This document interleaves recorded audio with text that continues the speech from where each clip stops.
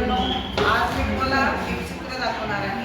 त्या चित्रात कोणकोणते प्राणी दिसतात सांगा भाऊ. चित्रांचं चांगलं निरीक्षण करायचंय. तुम्हाला कोणकोणते प्राणी दिसत आहेत? तर आपण या चित्रामध्ये बघतोय ससा, हत्ती, ठीक आहे.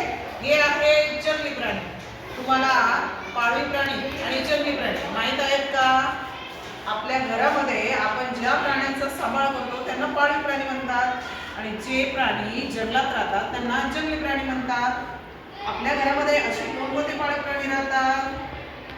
कुत्रा, मांजर, घोडा, गाय, बैल असे अनेक प्रकारचे पाळीव प्राणी आपण पाळतो की नाही. या प्राण्यांना आपण खाऊ घालतो, पिऊ घालतो आणि त्यांच्याकडून बरेचसे उत्पादनं पण मिळवतो, जसे की दूध, लोकर, शेण अशा प्रकारच्या अनेक पदार्थ सुद्धा आपल्याला त्यांच्याकडून मिळत असतात. तर मला सांगा, आपल्या शेतामध्ये आपल्या घरामध्ये आपण कोणकोणते प्राणी पाळतो? गाय, बैल, हो की नाही.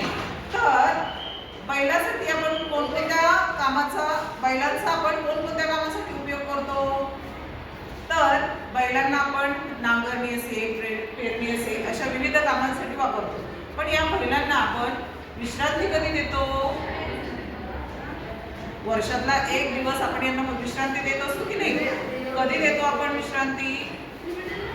तर आपल्या या शेतकऱ्याच्या मित्राला आपण वर्षभरात एकदा विश्रांती देत असतो आणि तो सण असतो बैलपोळा, हो की नाही. आपल्या भारतामध्ये अनेक सण साजरे केले जातात. दिव्यांचा सण दिवाळी, प्राण्यांचा सण जसं नागांचा नागपंचमी, तसं बैलांचा कोणता? अगदी बरोबर, बैलपोळा. तर आज आपण एक कविता शिकतोय, नाव आहे बैलपोळा.